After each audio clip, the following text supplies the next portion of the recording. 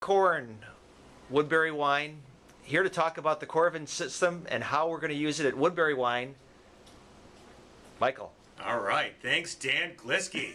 And thank you, Chuck. All right. So I am adding these three wonderful bottles here to the Coravin library. Very excited to take them out today and taste them. So take a look at the labels. You'll have access to these fantastic wines as soon as I'm done with them today. And I'm probably going to grab them again next week because these are some cool bottles of juice. Take a look at the fill on this wine.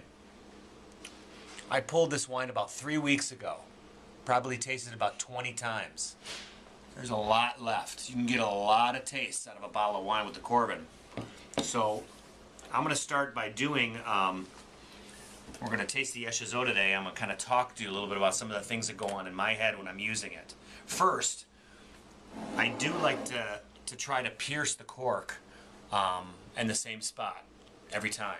And how I do that is I come from the back of the bottle as opposed to the front of the bottle. I put the back of the bottle pointing at me.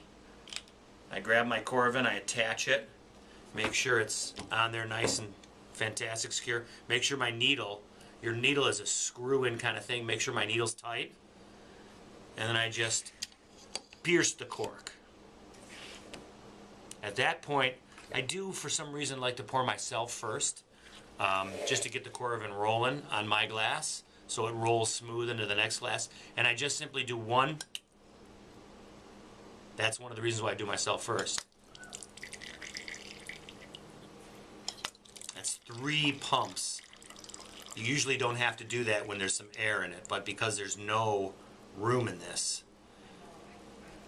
And that's for the most part the size of a Coravin taste.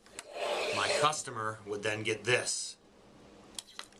Beware of those residual drips, by the way.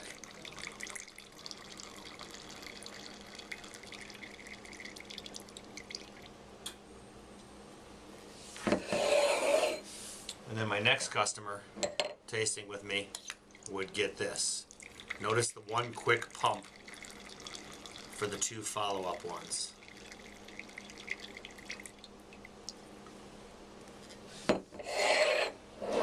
Now, can you see where that fills at? It is a burgundy bottle, so it's a different shape. Can you turn the bottle just a little bit? Oh yeah.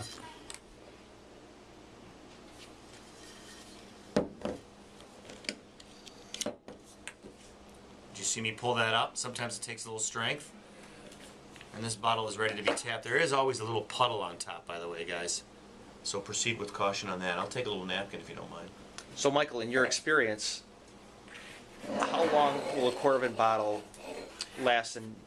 I have not had a bottle, and I've had a few for months, and I have not. I think it's amazing. I think it's incredible how fresh the wine stays. No, I didn't notice you put any argon gas in that bottle after you pulled it.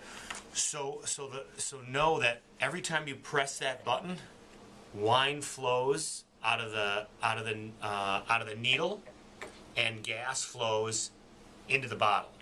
So there's nothing else you have to do. So every time you pump that. Right. So the force, I believe, so the force of the argon gas forces the wine through the needle, and then it becomes down to pressure. So when it stops pouring, that means there's no pressure. It's just gas and wine. So everything you did there is all that anybody needs to do to use the Coravin system effectively. Yes.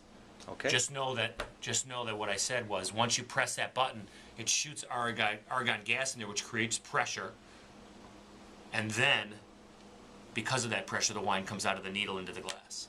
Michael, thank you very much. So we've got 6 wines that are going to be going into the Coravin library here to be used by other people. Jean-Marc Milot Echezot Grand Cru. Cheers.